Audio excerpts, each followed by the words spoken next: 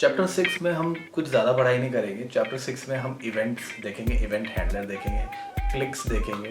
तो जनरली मैं अब इवेंट अब हम सबको अब इस चैप्टर पे आते आते हम सबको इवेंट थोड़ा सा समझ में आने लग गए होंगे।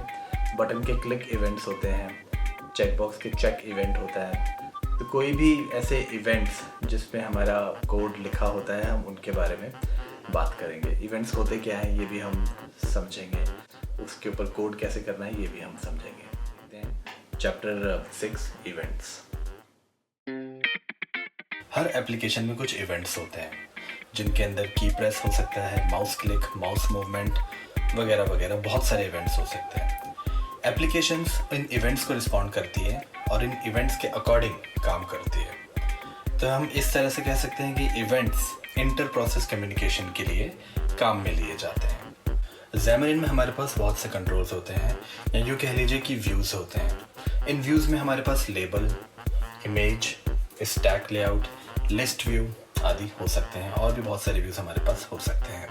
हम ये कह सकते हैं कि जितने भी हमारे पास विजुअल एलिमेंट्स होते हैं एप्लीकेशन में, इन सब के साथ कोई ना कोई इवेंट्स अटैच होते हैं। जैसे कि हमारे पास बटन एक व्यू है, बटन एक कंट्रोल है हमारे पास, जिसका एक इवेंट है क्लिक इवेंट। ये बहुत ही कॉमन इवेंट है जिसमें हम किसी बटन के ऊपर जब क्लिक करते हैं तो उससे रिलेटेड एक मेथड कॉल होता है, और उस मेथड के अंदर जो भी कोड लिखा होता है वो एग्जीक्यूट होता है। ज़्यादातर केसेस में हम एक बटन के साथ एक ही इवेंट और एक ही मेथड अटैच करते हैं। जैसे कि हमारे पास एक बटन है हमारी एप्लीकेशन में जिस पे हमने क्लिक किया, उसका क्लिक इवेंट जनरेट हुआ, और उस क्लिक इवेंट पे जो मेथड लिखा हुआ है वो मेथड कॉल हुआ, और जो उस मेथड के अंदर कोड लिखा हुआ है वो कोड एग्जीक्यूट हुआ। लेकिन बहुत बार ऐसा भी होता है कि मेथड हमारे पास एक ही है और उस मेथड से हमने बहुत सारे बटन्स के क्लिक इवेंट बाइंड कर दिए हैं। इसका एक बहुत अच्छा उदाहरण है हमारे पास एक कैलकुलेटर के बटन्स, जिसमें 0 से लेकर 9 तक कैलकुलेटर के बटन्स हो सकते हैं, जो कि सिर्फ एक ही मेथड को कॉल कर रहे हैं, वो भी तब जब उनके ऊपर क्लिक किया जा रहा है और क्लिक इवेंट जनरेट हो रहा है। बटन क्लिक कुछ इस तरह से काम करता है जैसे यूज़र अपनी एप्लीकेशन में बटन के ऊपर क्लिक करता है और बटन अपना अपीयरेंस चेंज करता है, जिससे कि यह पता लग जाए कि हाँ वो बटन प्रेस हो गया है, और दूसरे फेज़ में बटन ऊपर उठता है, और इस तरह से एक क्लिक इवेंट एप्लीकेशन में रजिस्टर हो जाता है। इसे हम क्लिक हैंडलर बोलते हैं। जिस पहले हिस्से में हैंडलर बनता है तब यूज़र बटन दबाता है और तब यह ऑब्जेक्ट आर्ग्यूमेंट बनाता है।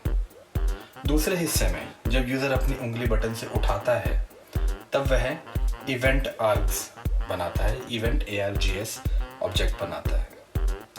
तो इस तरह से क्लिक इवेंट के लिए जब हम मेथड लिखते हैं तो उस मेथड में हमारे पास प्री डिफाइंड 2 पैरामीटर हो सकते हैं, जिसमें पहला सेंडर हो सकता है जो कि ये बताता है कि यह इवेंट किसने जनरेट किया, और दूसरा पैरामीटर हमें बताता है इवेंट का टाइप, कि ये क्लिक इवेंट है या ये प्रेस्ड इवेंट है या ये रिलीज्ड इवेंट है। और अगर हमने इवेंट हैंडल के अंदर, इस मेथड के अंदर हमने अवेट का इस्तेमाल किया है तो हमें इवेंट को एसिंक्रोनस बनाना पड़ेगा। ये एक सिंटैक्स रूल है। क्लिक इवेंट के अलावा बटन में प्रेस्ड और रिलीज्ड इवेंट भी हो सकते हैं, जो कि तब रजिस्टर होते हैं जब हम बटन को दबाते हैं और बटन को छोड़ते हैं, और इन दोनों इवेंट्स के लिए हमारे पास प्रेस्ड और रिलीज्ड नाम की प्रॉपर्टीज होती हैं। तो इस तरह से विजुअल एलिमेंट्स के अंदर हमारे पास बहुत से इवेंट्स होते हैं जिसको हम एक अच्छा यूज़र एक्सपीरियंस या यूज़र बिहेवियर बनाने के लिए काम में लेते हैं। इवेंट्स ही वह बिहेवियर है जिसकी वजह से हम अपनी एप्लीकेशन से इंटरेक्ट कर पाते हैं और हमारी एप्लीकेशन उसकी फंक्शनैलिटी से इंटरेक्ट कर पाती है। जहाँ तक इवेंट्स की बात है, हम अपने ऐप में अब तक यूज़ करते आए हैं। बटन के ऊपर क्लिक करना है, लेबल पे क्लिक करना है, क्लिक इवेंट, चेक बॉक्स पे चेक करना है, चेक इवेंट। तो इस तरीके के बहुत सारे हमारे पास इवेंट्स अवेलेबल हैं हमारे मोबाइल ऐप के कंट्रोल्स के लिए, जिससे कि हम एक अच्छा यूज़र इंटरफेस बना सके और उसे कंट्रोल भी कर सके साथ के साथ।